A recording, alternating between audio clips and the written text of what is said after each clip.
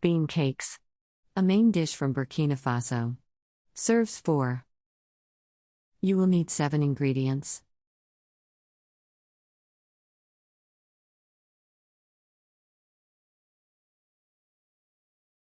Step 1. Drain the black-eyed beans.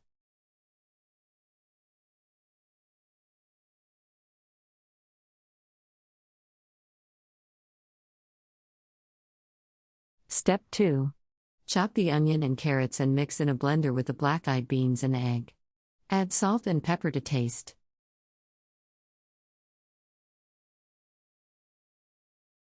Step 3. Take the mixture out of the blender and shape into balls. Then press into flat round shapes, about 2 centimeters deep.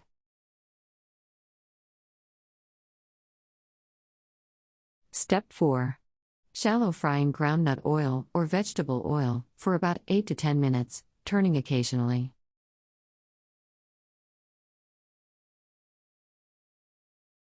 Country reports, culture, countries, travel.